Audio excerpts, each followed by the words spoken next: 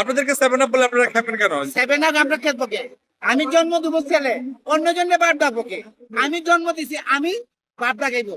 যদি আমরা দল হেরিও যায়, মৃত্যুর এক পর্যন্ত আমরা এই দলকেই ভালোবেসে যাবো।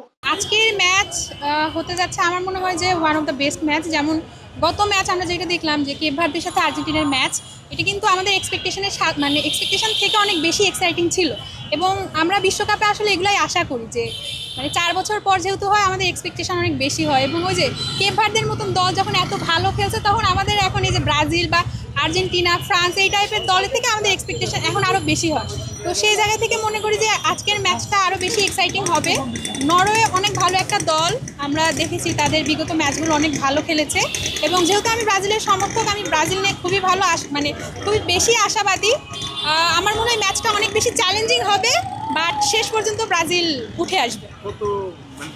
প্রেডিকশন করাটা আসলে ফার্ম ফ্রেশ পাস্তুরিত তরল দুধ, বেশি ভালো দুধ।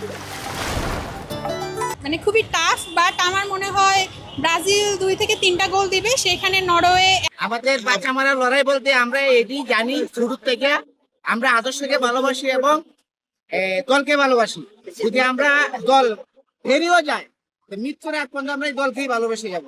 এটা হলো জাস্ট আমাদের সাবজেক্ট। আর দ্বিতীয় কথা হচ্ছে আমাদের আজকে খেলা, আমরা প্রতিদ্বন্দ্ব খেলা, আজকে মরণ জীবনের খেলা। সবাই বলে মরণ জীবনের খেলা, আমাদের জন্য মরণ জীবনের খেলা আমাদের কাছে লাগে না। ইনশাআল্লাহ আমরা আজকে বিজয় হবে, ওদের সাথে প্রতিদ্বন্দ্বীর সাথে আমরা বিজয় হবে। নরওয়েকে কতদিনে আমরা 1-3 জয় হবে। কার সাথে? নরওয়ের সাথে। নরওয়ের সাথে আমরা 1-3 ব্যবধান হবে। ব্রাজিল 3, নরওয়ে হয়তো 1 থাকতে পারে। আপনাদেরকে 7 আপ বলে আপনারা খাবেন কেন? 7 আপ আমরা খেলবো কে? আমাদের প্রশ্ন হচ্ছে কি যে আমি জন্ম দেবো ছেলে, অন্য জন্য বাদ দেবো কে? আমি জন্ম দিছি, আমি বাদ দেবো। কিন্তু আমাদের প্রশ্ন হলো যে নিজেরা জন্ম দিয়ে ছেলেকে বাদ দাগাও, অন্য জন্ম দিয়ে দিছে তারে বাদ দাগাতে চলবে না, নিজেরাই বাদ দাগেন। আমাদের প্রশ্ন হলো যে নিজেরা জন্ম দেন, দিয়ে বাদ দাগান, অন্য জন্ম দিছে বাদ দাগেন না। তাহলে আপনারা 7 আপ বলে খাবেন না? না, আমরা খেপো কে? আমরা খেপে তো তারা 3 পিস করে খেপে, কথা বুঝতে পারছেন? আমরা 3 পিস করে খেপে, কিন্তু আমরা 3 পিস প্রমাণ দিছি, আমরা 3 পিস প্রমাণ দিছি, কিন্তু তারা তো প্রমাণ দিতে পারে না কোনো কিছু। আজকের ম্যাচে কি হতে পারে বলো? ব্রাজিল জিতবে? ব্রাজিল জিতবে ইনশাআল্লাহ। আজকে আমরা 3-1 জিতবো ইনশাআল্লাহ। যদি নরওয়ে 1 দিতে পারে, আমরা 3 দিব, 3 পিস আজকে দিব ইনশাআল্লাহ। তো নরওয়ের খেলা ব্রাজিলের সাথে, তুমি পাশে দাঁড়াও, কি মনে হয় আজকের ম্যাচ কি হতে পারে?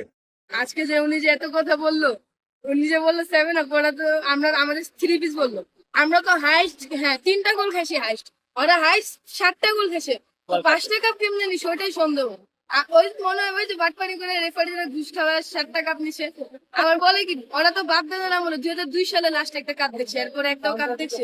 আমরা 2022 সালেও কাপ দেখছি, নিজের চোখে কাপ দেখা। 2002 সালের পরে একটাও কাপ দেখছে। এরপরে ওদের নরওয়ের সাথে 4টা ম্যাচ হয়েছে, 2টা ম্যাচ হারছে, 2টা ম্যাচ ড্র হয়েছে। আজকে যে বললো 3-1 জিতবে, এটা হতে পারে 3-1 হারবে হাল্যান্ডের হ্যাটট্রিকে।